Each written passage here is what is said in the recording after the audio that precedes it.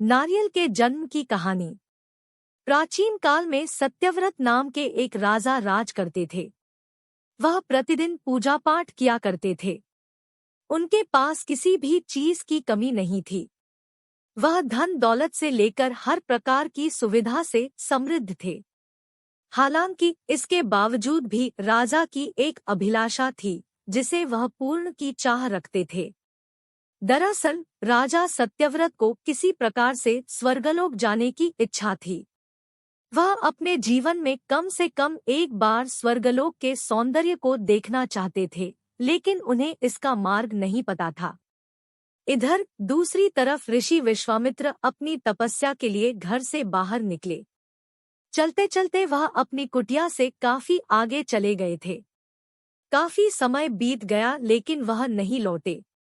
इस कारण उनका परिवार भूख और प्यास से तड़प रहा था।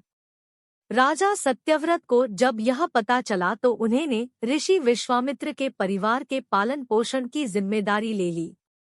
कुछ समय बाद जब मुनिवर लौटे तो वे अपने परिवार को कुशल देख काफी प्रसन्न हुए। उन्होंने पूछा कि उनकी अनुपस्थिति में किसने उनकी देखभाल की।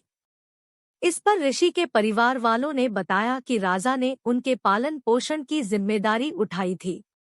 यह सुनकर ऋषि विश्वामित्र तुरंत राजमहल पहुंचे और राजा से मुलाकात की। वहां पहुंचकर उन्होंने सबसे पहले महाराज को धन्यवाद कहा। इस पर राजा ने ऋषि अपनी इच्छा पूर्ण होने का आशीर्वाद मांगा।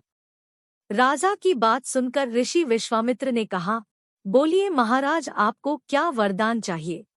तब महाराज ने कहा, हे मुनि, मुझे एक बार स्वर्गलोक के दर्शन करने हैं। कृपया करके मुझे वहां जाने का वरदान दे। राजा की प्रार्थना सुनकर ऋषि विश्वामित्र ने एक ऐसा रास्ता बनाया जो स्वर्गलोक की ओर जाता था। यह देख राजा सत्यव्रत बहुत खुश हुए। वह तुरंत उस रास्ते पर चल पड़े और स्वर्गलोक पहुंच गए। यहाँ पहुंचते ही इंद्रदेव ने उन्हें नीचे धक्का दे दिया, जिसके कारण वो सीधे धरती पर जा गिरे।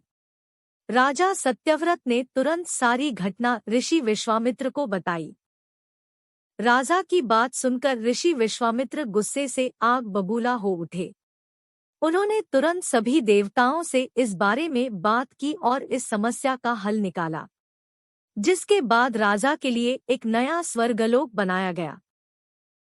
नए स्वर्गलोक को पृथ्वी और देवताओं के स्वर्गलोक के बीचों बीच स्थापित किया गया था ताकि किसी को परेशानी न हो। नए स्वर्गलोक से राजा सत्यव्रत तो बहुत खुश हुए, लेकिन विश्वामित्र को एक चिंता लगातार सता रही थी। उन्हें डर था कि नया स्वर्गलोक कहीं जोरदार हवा के कारण गिर न पड़े। अगर ऐसा होगा तो राजा सत्यव्रत दोबारा से धरती पर जा गिरेंगे। काफी सोच विचार के बाद ऋषि विश्वामित्र को एक उपाय सूझा। उन्होंने नए स्वर्ग लोक के नीचे एक बहुत लंबा खंभा लगा दिया ताकि उसे सहारा मिल सके। ऐसी मान्यता है कि नए स्वर्ग लोक के नीचे लगाया गया खंभा एक विशाल पेड़ के तने के रूप में बदल गया। यही नहीं, कुछ समय पश्चात जब राजा सत्यव्रत की मृत्यु हुई तो उनका सिर एक फल में तब्दील हो गया। तभी से इस खंभे को नारियल का पेड़ कहा जाने लगा, जबकि राजा का सिर नारियल के रूप में जाना गया। यही कारण है कि नारियल का पेड़ इतना लंबा होता है।